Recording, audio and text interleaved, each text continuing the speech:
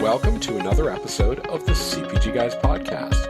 Our hosts, Sri Rajgopalan, Peter V.S. Bond, and Brian Gildenberg explore how brands and retailers engage consumers in an increasingly digitally driven world. And now, here are the CPG Guys. Hi, folks, and welcome to this episode of the CPG Guys podcast, where we explore the omni-channel digital journey, brands, and retailers, of course.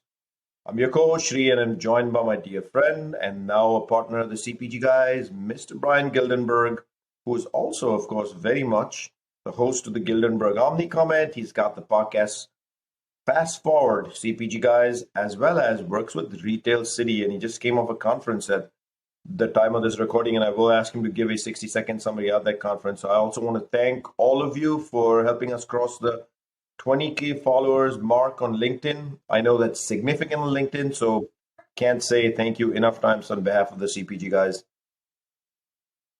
And now, Mr. Brian, welcome to the show. Thanks, Sri. It's good to see you, man. How you been? Can't complain. The rain has stopped here finally after 3 months in Southern California, and I can see people out and about with a little bit of sun sneaking in every now and then. Brian, you, at the time of this recording, you just came back from a Retail Cities conference. Take 60 seconds and tell us what that was all about.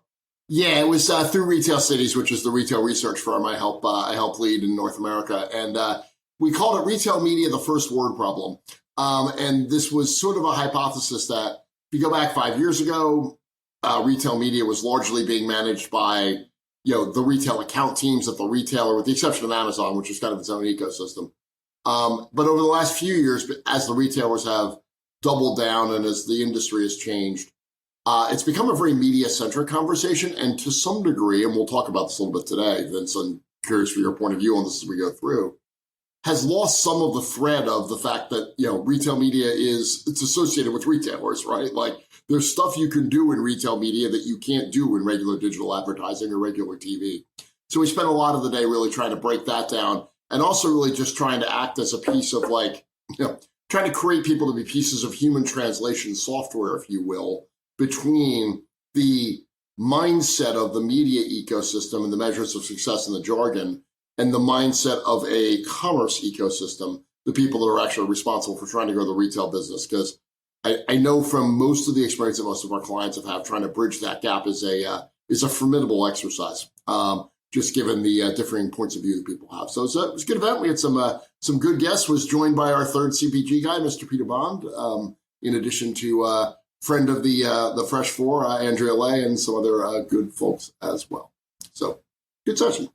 Thank you for that, Brian. And before we get to our guests, let me remind our audience to visit cpgguys.com on a web browser, where you can find links to our podcast on all the major podcast platforms. And if you're not already doing so, do follow us on LinkedIn, where we publish new content each and every day of the week, even on the weekends. That's 7 days a week, some days even 2 pieces of content. Subscribe to the other podcasts in our collective, including the FMCG Guys, CPG Scoop, and the newest edition, Mr. Brian here's CPG Guys Fast Forward. And we're also proud to be sponsors of Next Stop, formerly known as a network of executive women whose mission is to advance all women in business and to promote gender equality in the workplace. We're giving out 50 memberships to the organization. If your company is not a sponsor or you're a female founder, please get in touch with us at contact@cpgguys.com. Again, that email address is contact@cpgguys.com.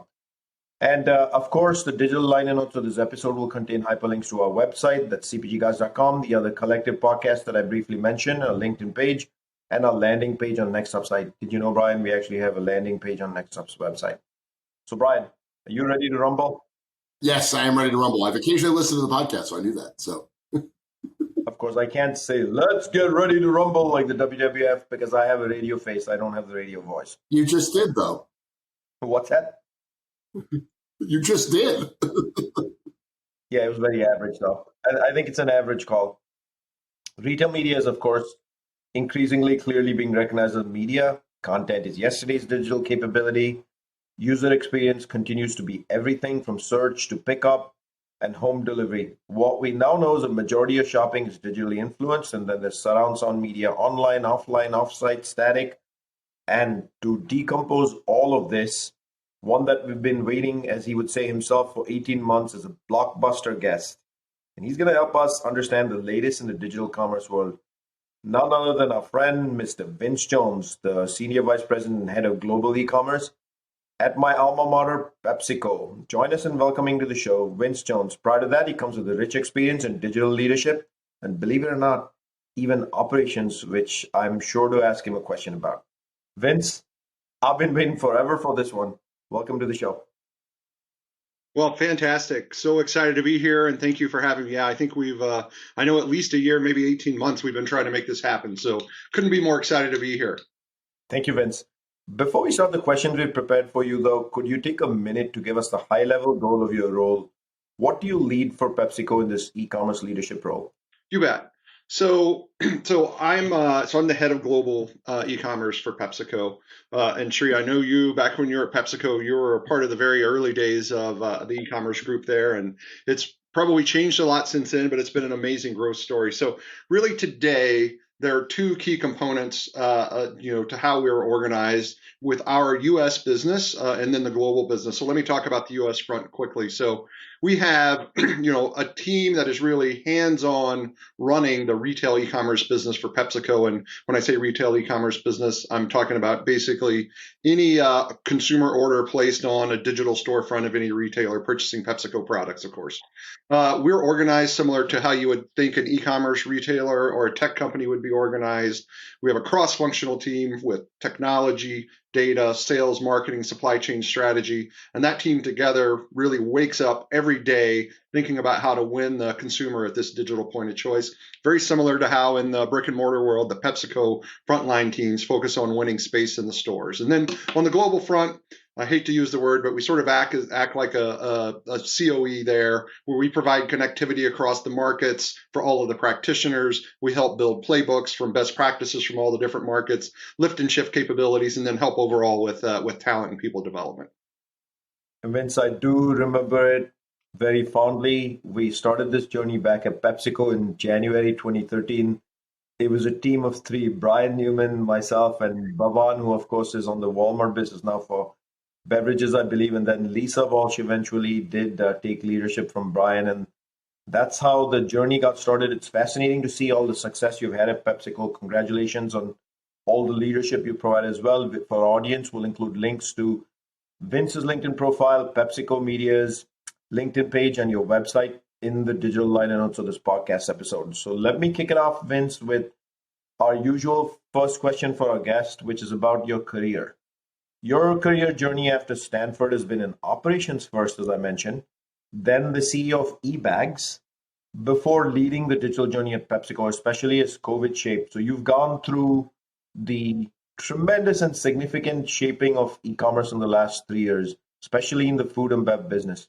You've created long-lasting legacies, not just for PepsiCo, but for the industry. Take us through the years from Stanford, and what's your advice for someone early in their career wanting to replicate what you've done, which is be an e-commerce leader that can write a legacy in the CPG industry and retail? Well, fantastic. Yeah, happy to talk about that. I guess if I look at my entire career and I sort of thought of it as a three-legged stool, really sort of retail and e-commerce, technology and operations. So at any given point, I've been doing two, if not all three of those things. So I'm actually going to go back just super quickly. I actually started my retail career in high school working at Walmart. So I worked at what was Walmart store number 81 was my hometown store. And then ultimately in store 359, literally started that in high school, $4 an hour, and sort of learned everything you could possibly imagine in a store. And then did tech and process consulting out of undergrad, and honestly learned pretty quickly that I was a terrible software developer, but I did have a bit of a knack for sort of translating functional expertise into tech solutions and helping design them. So then coming out of business school, and it's almost pains me to think about it because it was almost exactly 23 years ago right now that I started up at Walmart.com, had the opportunity to be really a part of the early team there and launch that sort of initial version of Walmart.com. Obviously, it's gone through a tremendous change since then. I was there for about 5.5 years and built really the first back-end infrastructure and the team and the process and all the technology for that business, and sort of went from zero to through the first billion there, I'd say. Did a tech startup, and then you mentioned ran ebags, which is a fantastic experience. And then prior to coming to PepsiCo, was at about a $2 billion direct-to-consumer retailer that was actually a roll-up of a bunch of old catalogers that we were converting into e-commerce businesses, and was the COO, Chief Digital Officer there. So I really feel like I've seen almost anything good or bad you could imagine in an e-commerce environment over that time. And then obviously the last 5.5 years at PepsiCo have just been a phenomenal experience, and we've seen that business, as I mentioned, has grown 10x from when I joined in 2017 until now. And so it's been an amazing experience. In terms of advice, I don't typically give a lot, but I did take a little time to think through it, and I try to listen more. But I guess the first thing I would say is, the pace of change in this industry is still very high. And so, flexibility and learning to be adaptable and be flexible and evolve as that change happens is certainly something that's critical. I think, the next thing I would say is never lose sight of the consumer. I think particularly in the CPG space, where you have the retailer sometimes being closer to the consumer, it can be easy to lose sight of that consumer, but I think it's critical. And also, sort of end-to-end thinking, and as you're thinking about building those solutions for the consumer, it's easy to get caught up in our silos sometime. And then I would also encourage everyone to, if you haven't had the experience, seek out a position where you have the opportunity to build a technology or a new solution to solve a problem for either a business or for a consumer that's something that doesn't exist. I think those skills of being able to translate that and build those solutions are fantastic. Also, always ask questions, as there's a lot to learn, a lot to change, and hopefully do that from a diverse set of perspectives. And then finally, regardless of your role in the organization, learn the P&L, learn the drivers of the P&L, and that will serve you well in any part of your business, as you're able to make sure that you're tying back all of your actions to something that's driving a good business outcome. That's excellent for somebody who doesn't give advice a lot. That was excellent advice. So well done. Wait, Brian. He didn't say anything about roles in operations. Over to you, Brian. I'm just kidding. Those skills are very valuable, no doubt about it. Yep. Sri just wants to talk about his days riding the truck, so that's all he's trying to do. All right. Well, so let's take a look at sort of the current state of the world today, and one of our favorite topics on this podcast, if you've ever listened to any of it, is the world of retail media. So my question's kind of two parts. One, do you think retail media is one of the most important spaces, and if in the CPG retail world, and if so, why? So one, I absolutely think it's I think it's very important. I think it continues to expand and grow. I think obviously, it sort of uniquely has this ability to generate value on both sides of the CPG and retailer partnership. And I'll talk a little bit, with our ecom team. So going back to, really starting with Amazon, we've had a dedicated team, focus, internal capabilities, really supporting retail media since 2016. And that's obviously grown and expanded over the years. But our in-house marketing platform today, we use across 7 global markets, and many of those retail media networks we connect via API. This gives us, through the retail media network and some of those connections, gives us access to consumer shopper data and visibility, and really this ability to act like first-party marketers in a way that was previously much more difficult for a CPG. And so we actually bring in a lot of retail experience and digital experience into our team. And so, for example, things like closed loop measurement, where we're able to get really granular, understand like what audiences, what ad creative, what ad placements are driving the strongest return, the strongest profitability across all of our brands in the entire portfolio. And so, obviously that gives us the ability to help really drive the business and drive the right return. And so that's value for us. Clearly on the retailer side, it's additional revenue for them, gives them a chance to boost their margin, and also, ways that they can ask in participation from the different CPGs to continue driving that. So I do see value there on both sides, and think it will continue to be important. And Vince, clearly retail media is something that's shaped itself over the last 3 years for sure. And I still go back to the days of working with Amazon ads when it was the Amazon Media Group and something else before that. But the other thing that's, of course, happened over, I would say, the last 3 to 5 years in the grocery world is e-commerce has become sticky, and it's really become an omni-channel world. So how has this matured over the last 5 years in the very specifically food and bev grocery world? And then there's so many things one can do in the digital space. I know many brands are still playing catch up out there, but y'all are one of the market leaders in the space. What is sticky and what should people really focus on if they've already gotten left behind? So absolutely. So one, as you said, over the last 5 years, and we've all lived this together, especially during COVID, consumer adoption of e-commerce and food and beverage expanded significantly. So, and some of our internal insights show that basically over 70% of consumers in the U.S. today have tried purchasing grocery at this point online. And also some of the folks that adopted in COVID, we see that nearly 90% of them say they're going to continue using e-commerce in some form, maybe not as much as they were in COVID, but sort of like they came for the safety and now they're sticking around for the convenience and also for other things like value that we'll talk about a little bit. But I think really, omni shopping is growing rapidly. Many consumers are shopping across these modalities. It does appear to be sticky across modalities. And so from our perspective, then, we have to think about, how we create that right experience for those consumers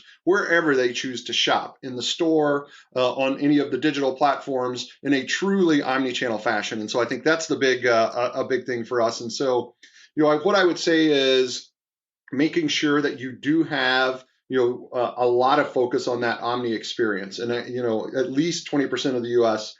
People are choosing this omni experience. I think other things that we're seeing right now, in particular, really be sticky and drive a lot of value, or some of the retail membership programs. Obviously, Amazon Prime, Walmart Plus, Kroger Boost, Instacart Plus, all of those programs, very much designed to drive consumer loyalty and stickiness.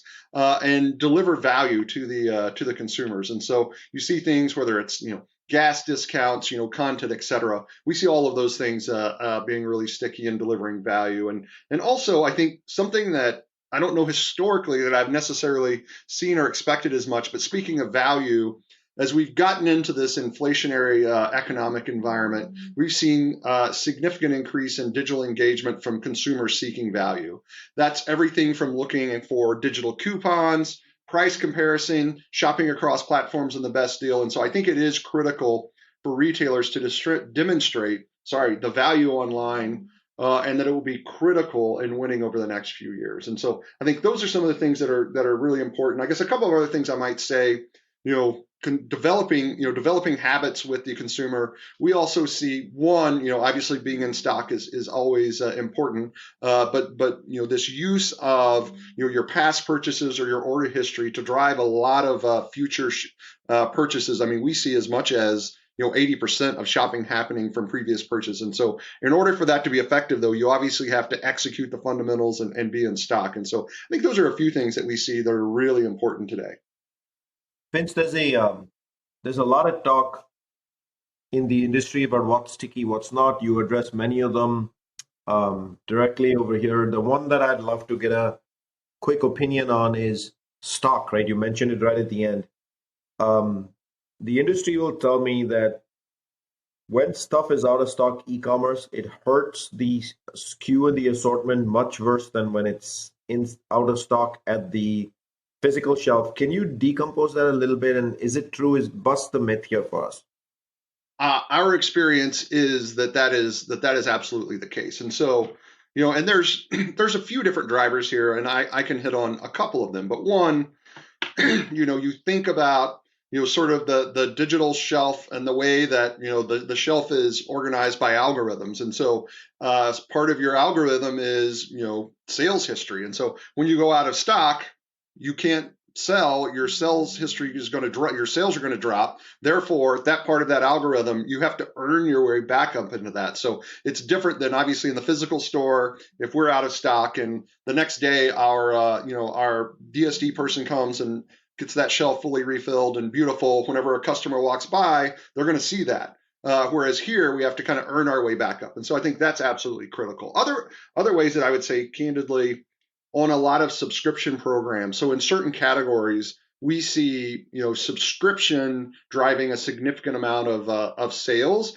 And so in order for that program to be successful, one, for most of them, you have to be able to maintain strong in-stock levels to qualify for a subscription program. But then also to get that sort of revenue, it's almost like an annuity stream built, you have to have the in-stock for that. So those are two really top of mind examples of how I see it being critical. And then I guess the last I would say is going back to the point about shopper history. Obviously, whenever that consumer is building their basket for the first time or the first 2, 3, or 4 times, if you're not in stock and not in that algorithm and you lose the chance to get into that initial basket, that obviously hurts you in the future. Whereas if you get in that so helps you in the future. So those are some of the key drivers I see there. That's awesome. We could do a whole podcast just on that. Actually, that's like in terms of what that means for assortment strategy and how you need to think about. Maybe we should, Brian. Maybe we should have Vince back just to discuss that. Yes, well, we can. The door's always open, man. This is great. I'm sure you've got nothing else to do. You're only running global e-commerce for a multi-billion-dollar company. You got all kinds of time for.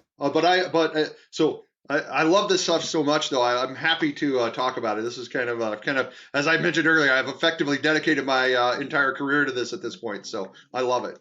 Cool. Well, let's see if we take it in a different direction. I'm not sure if this will make you happier or not, but because I mean, a lot of the conversation that we've had so far has been about the relationship that Pepsi has with the consumer and with the retailer.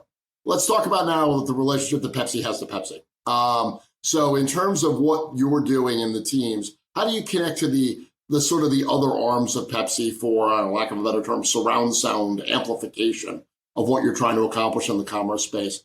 How does your e-commerce world tie with marketing and selling? And I'm really curious personally you mentioned before that, global, you're kind of a COE and you were kind of apologetic about it. And I get that just because, for someone who grew up at Walmart that likes to get stuff done, that's a different way to do it. So how's that all working? Yeah, as Sri was giving me a hard time, or sorry, maybe it was you about not saying anything about operate. So I am at my heart an operator, and so that's why I'm get a little sheepish about saying that I'm a COE, because I am an operator at heart. So embrace the dark side, Vince. So that said, yeah. So this is very important, and I think one, you have some familiarity with PepsiCo. You know that it's a large and complex and highly matrix organization. And so making sure that we're staying connected internally in PepsiCo across, all of the different functional teams, all the different sectors, all of the different business units helps us really build strong partnerships with those teams and then with our customers as well, so that we can sort of drive, total portfolio and total omni-channel growth. And so there are a few things that I guess I could highlight.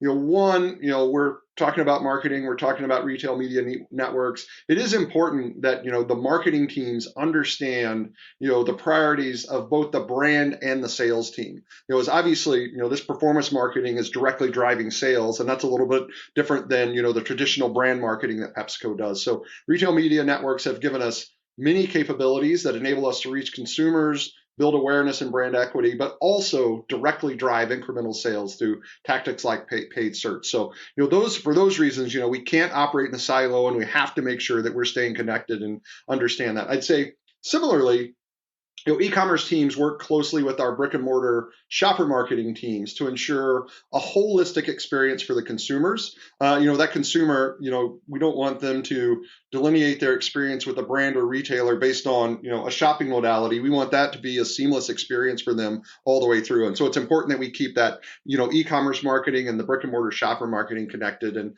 then I would say, we influence the commercial agenda to ensure that we've got product innovation, revenue strategies that consider sort of e-commerce and the e-commerce channels at the beginning of the process, not as an afterthought. I think, historically, and we're not perfect at this, but we're getting much better at this. Historically, it would sort of be, okay, we're going to do this, we're going to do the product innovation. And then at the end, it would be like, okay, we need to do something for e-com. And we're trying to get much more upfront and much more coordinated with that. And then the last thing I think I would say is, spending a lot of time helping build e-commerce and digital expertise and capability across the broader organization. So working with our learning and development team, building a curriculum that helps accelerate this knowledge base across the entire organization to be truly omni-channel. And then also in making sure that, if you look at the makeup of our team, we're about half, external sort of digital native or e-commerce experts from outside of PepsiCo and about half internal. And so making sure that we're helping, talent move into the e-commerce team and then out of the e-commerce team into broader PepsiCo to deliver that digital experience is something that is important.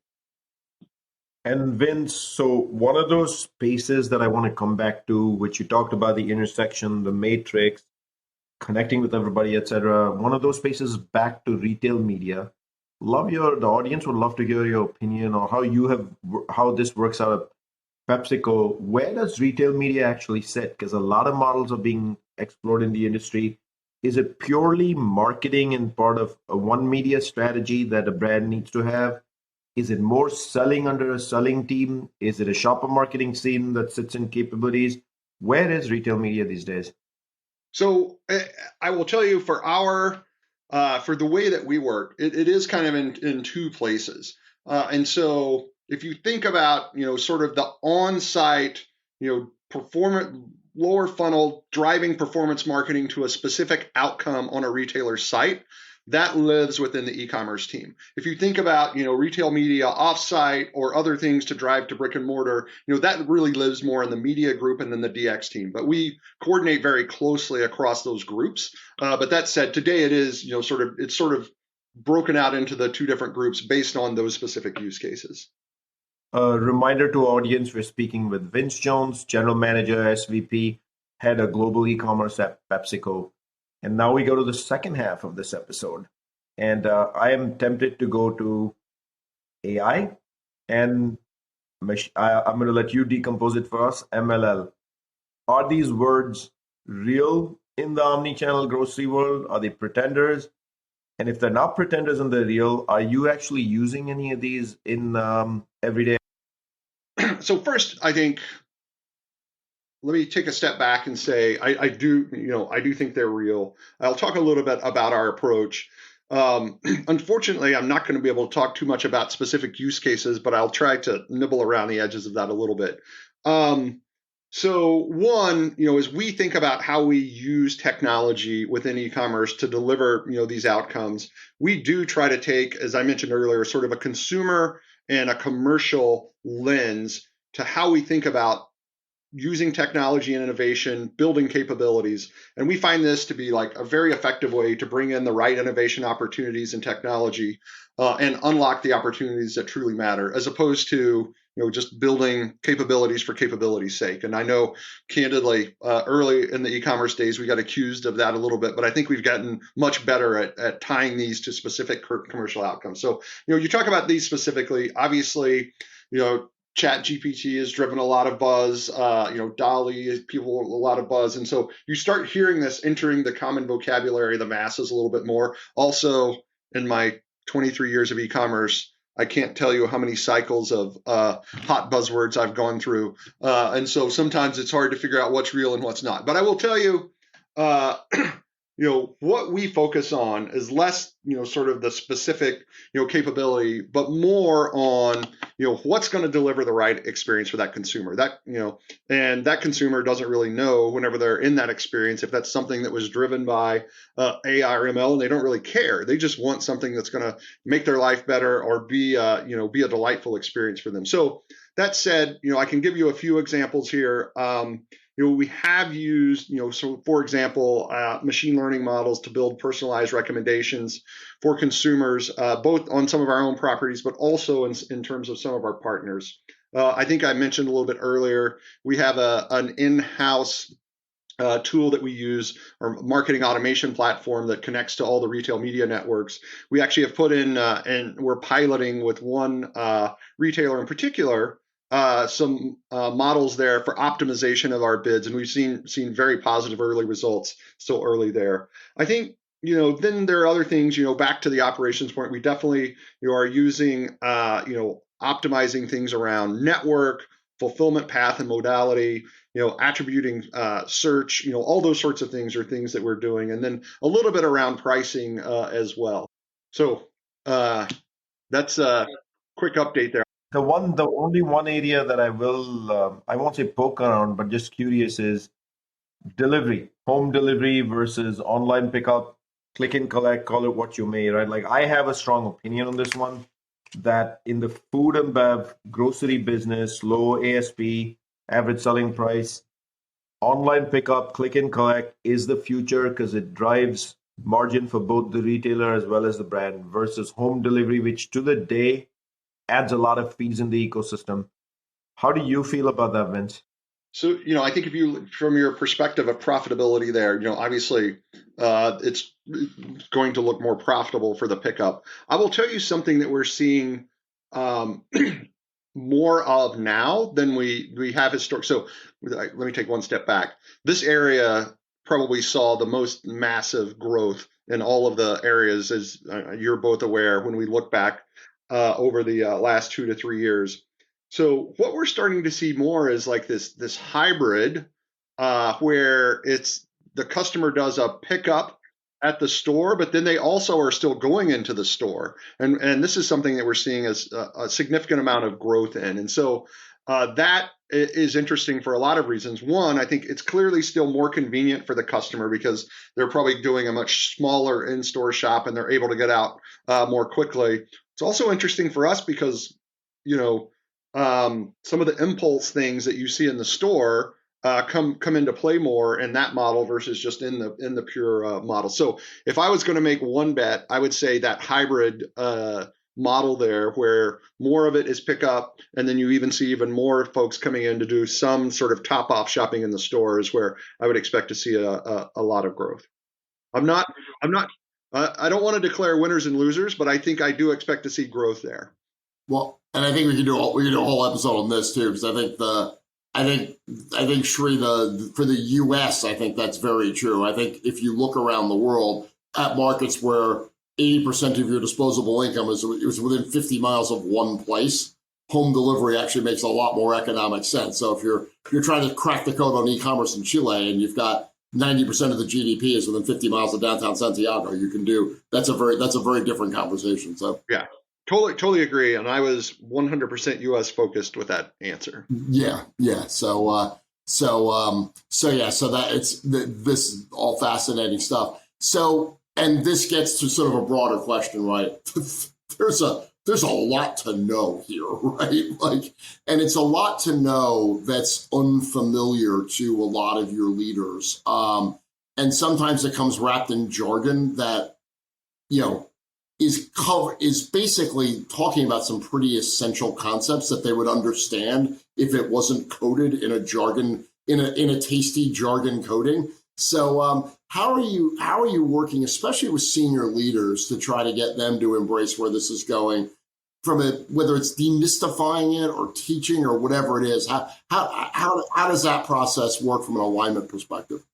Yeah, you bet. I mean, such an interesting and relevant question, and navigating this inside of PepsiCo has been fascinating, and we have great support. But there is no doubt, you think about PepsiCo, and I'll be fully honest. When I joined the company 5.5 years ago, I did not have a full appreciation for sort of the scale of the DSD network and field operation and execution powerhouse that is PepsiCo. And it is a thing of beauty, and it's amazing. That said, what we're doing is a little bit different than that. And so we do find ourselves, spending a lot of time sort of talking about some of the differences and sort of explaining some of those. And we also see, I'll get into this a little bit more in just a second, drawing parallels from the digital, this is the digital equivalent of the brick and mortar in X, and I'll talk a little bit more about that. But let me just say one other thing first. What I will tell you, this is probably going off the record a little bit here. One of the things that I still can't believe. That's all right. Nobody's listening, Vince. Don't worry. I know. One of these things that I still can't believe I find myself doing in internal conversations is people coming in and saying, "Oh, e-commerce, that's just Amazon, right? There's nothing else there, right?" Or even worse, when they do talk about, you talked about the BOPUS or the e-grocery, they're like, that just happens, right? The product's on the shelf, so it just happens. And I have to explain, over a period of time that there's actually a lot that it takes, that just because a product sits on a store shelf doesn't automatically make it up to the website. And so anyway, those are some examples. So I'll get back. I think what we really want, is over time, building this appreciation across the PepsiCo leadership that, obviously it's not something that just happens, but really it takes a lot of skill, a lot of hard work. But this marriage of, PepsiCo's, I talked about that strong DSD network and field presence, that muscle combined with, the digital expertise that we can bring. And when things go really great is when we get all of those things aligned perfectly and create that end-to-end experience. So that's just overall. But again, let me talk about just a couple of other things. I mentioned this notion of trying to, talk about the e-com equivalent of what's in the digital space. So for example, we talk about paid search, and so we try to draw the equivalent to someone and say, this is like having shelf space in a store, so you can think about that. And these are not perfect, but just to give you a flavor of sort of how we think about it, or, display banner ads on site. That's kind of like the equivalent of having an end cap, or if we do display advertising off the site, that's kind of the equivalent of a circular that's driving traffic into the store. And so we talk about those things. We talk about, the digital shelf and drawing parallels to us winning the digital point of choice the same way that we want to win the brick and mortar point of choice. And I think those are all the things, again, a lot of nuance there, but just trying to give you a flavor of how we think about it. But over time, obviously trying to continue both, educating and then partnering on this with the broader organization, because this is clearly, a significant growth driver for the company for years to come. Anybody that's ever heard me talk about e-commerce, I've been talking about the endless shelf as stop thinking about it as the ability to sell everything, because that doesn't make any sense. And because so much of e-commerce is fulfilled from a store, which has a constrained physical assortment anyway, think about it as a perpetual potential end cap. It's not about what's on the shelf. It's about where it is and when you can sell, right? That's the cool stuff. And and trying to get people's head around the fact that, display ads are basically digital end caps has been, I'm glad somebody else is on that journey with me. I was feeling lonely. So we're there with you. Cool. But guys, if it's already in the physical shelf in store, BOPIS should automatically take care of itself. Why do we even need e-commerce teams, guys? Exactly. It's not our problem. Once it gets to the store, that's the retailer's problem. Since we've already gotten to the in-store world, let me jump there for a second, right? So what's clear is even the in-store component of the business that exists in grocery today is still largely digitally influenced. Could be on an app, could be on a website, could be on streaming TV, could be on connected TVs, could be on the smartphone, you name it. I'm starting to list off a whole bunch of devices here. But what are those latest in-store digital technologies that connect back to the shopper for the omni-channel journey that I just mentioned here that drive outcomes for the consumer and the brand? And then are there any one or two that come top of mind to you? Yeah, I think there's a couple. So, we talk all the time. In the e-commerce space, we talk about, removing friction through the process or the checkout process. I think, taking that similar mindset to, what are some of these technologies that help remove friction from that in-store experience? And what's the most obvious place to me, at least, to start is checkout lines. And so I think, technologies that can help solve that, I think are things that can be really interesting and really game changing. I think, so things like, mobile in-store scanning or shelf scanning types of things. So Instacart Scan and Pay, I think, is a good example. I know there's some others out there, but this ability as a consumer to be able to use your phone, your device, whatever the case might be, to sort of scan as you go, get product information, or if you're shopping on a specific budget, be able to know exactly how much you're spending, all those types of things as you're building your basket. I think that's great value to the consumer. And then if you add to that, the notion of, not then having to wait in line at the end and being able to go right out. I think those are fantastic types of capabilities that deliver real consumer value and can be game changing. I guess I would say, similarly, And I think, similarly, something like, smart carts, I'm curious to see how these evolve. And there's potentially the same value of, being able to skip the line there. But for example, again, I'll use an Instacart example. I think their ability to use their carts to think about delivering a very personalized experience for you as you're in that retail environment, or even, helping with discovery of new products. I think those are, again, types of things that can create real value and great experience and help, add to that retail experience while also removing some of the friction that's in there. And so those are things that I think can be really interesting. Yeah, I agree. I think the ability to make that technology about the removal of checkout friction less sort of capital intensive and less sort of store altering than the just walk out way that Amazon does it. Because what just walk out's awesome, but it limits so much of what you can do from a merchandising point of view because of how it works. I think the ability to take a more normal store and remove 95% of the friction of it, but keep 80% of your merchandising, that seems like a much better way to solve a problem down the road. But one point, Brian, that I wanted to share through my own personal experiences, and I travel the country very often at retail very often, so I'm continuously testing out click and pick versus delivery. I don't want to say home delivery because when I'm on the road, I'm not home.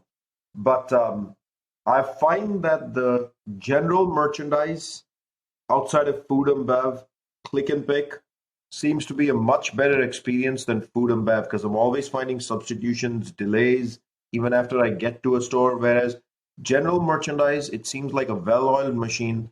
When I order something, I show up at the store, within 5 minutes, it comes to my vehicle, which seems to be some sort of a demarcation between food. Maybe it's the number of items in a trip, the size of the basket, as the case may be. I think it's the number of items in the store, to be honest. Like if you look at Best Buy, it's got like 20,000 SKUs in a 20,000 square foot store. Supermarket's got 80,000 SKUs in a 40,000 square foot store. So there's more potential for confusion when you've got more stuff crammed in there, I think. But I don't know.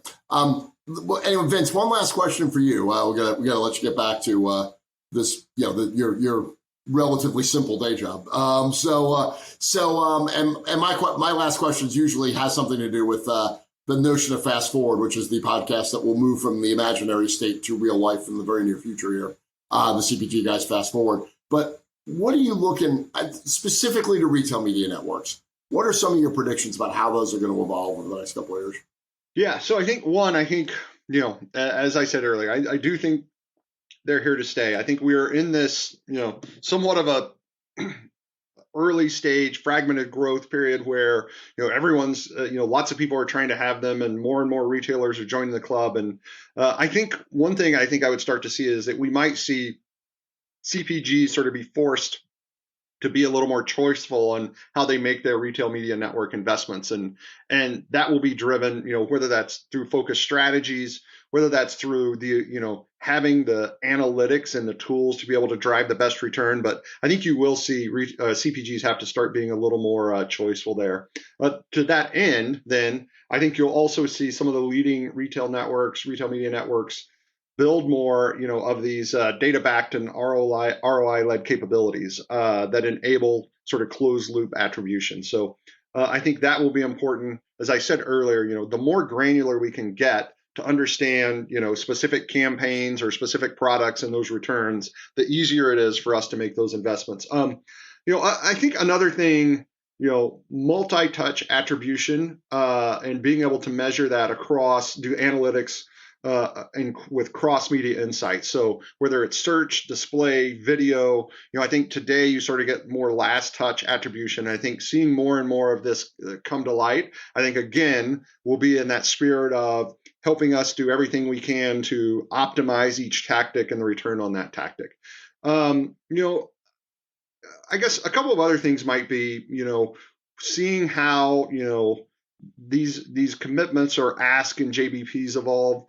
I think, it may become, I think we may see some changes in how those work. Today, there tends to be a lot of ask for those. And so I think, again, places where you can drive and prove the return, you might see more funds flowing to that. And then I think the last thing might just be, things around reliability, fraud tracking, all those sorts of things that can really give us, much better visibility and much higher confidence in sort of all the analytics that we're doing to drive the return. So the key theme through all of that was continued evolution to make sure that we can, as CPGs, that we can optimize the dollars that we're putting in here. As you both know, because when we have to go have those internal discussions that we're having earlier, the better the return, obviously, and the more granular we can get with that information and going to our internal stakeholders to say, here's why you should make these investments, the better off we'll be. So I think I see a lot of continued driving in that space.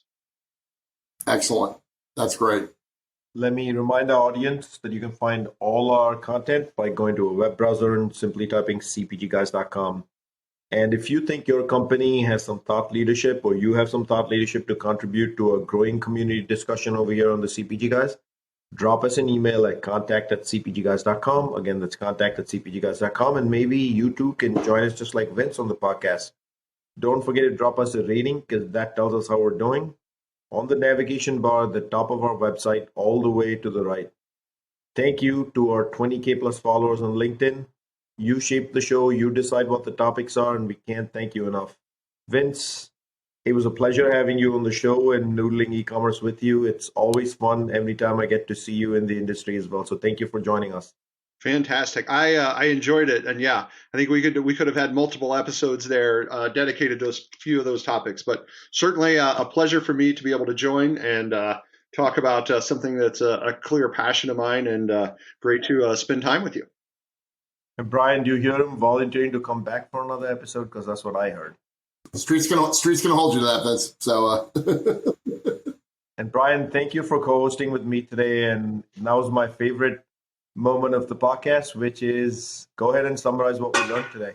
Yeah, it can't possibly be your favorite moment because the best way to summarize this podcast would just be to play the whole thing back. So because I don't think there's anything we talked about that wasn't critical. I think I really enjoyed the some of the advice that you had for people early on about, really expect that the pace of change is going to continue. Don't think that this is temporary. Just anticipate that's going to go on. Really staying in and focus on the consumer as well as a variety of other things. You said something around the power of retail media networks allowing Pepsi to act like a first-party marketer, which I just thought was a really, really good way to say that. And I think a couple of times in the conversation, you highlighted something which I think is an interesting thing, for lack of a better term, because everyone says, you've got a divide between the store and marketing or whatever, retail and sales and marketing. It's like, well, no, there's a hybrid ground there already, which is the people in your world that are responsible for performance marketing, who for years have been struggling to have anybody to make sense to anybody. It's like, we're doing our stuff here. It's different than what we do from a conventional marketing point of view, and it was disconnected from sales. So I do think that this performance marketing is almost a third force inside of companies that, and then trying to teach businesses how to harness that at scale, I think is a really big one. I thought all the conversations you had about enabling the rest of Pepsi to learn this, breaking it down into common, obviously the whole, the ads or digital end cap pieces is a really powerful component piece to that. I thought some of the ideas around ChatGPT were really interesting in there, in terms of the types of content that can get served up and the way to, because it does seem to make sense that applying that to relatively low leverage situations in which perfection is not necessary, but where trying to get granular or personal would be way too expensive to do any other way. That just seems like a really nice market spot for that type of technology to solve in the first place. And I think the last pieces that you talked about the importance of the fundamental importance of all of this stuff being to remove friction for the shopper and the consumer, and to some degree remove friction from the measurement process in terms of attribution on the branding side, and just directionally that was going. But as I said, literally I could have just repeated back everything you said, but that would make the podcast twice. Thank you, Brian. That was awesome. Thank you, Vince, for joining us. That's a wrap for this episode of the CPG Guys. See you soon on another episode, of course, right back here on the CPG Guys. Thank you.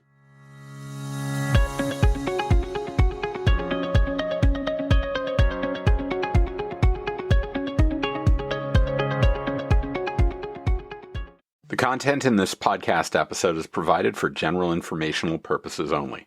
By listening to our episode, you understand that no information contained in this episode should be construed as advice from CPG Guys LLC or the individual author, hosts, or guests, nor is it intended to be a substitute for research on any subject matter. Reference to any specific product or entity does not constitute an endorsement or recommendation by CPG Guys LLC.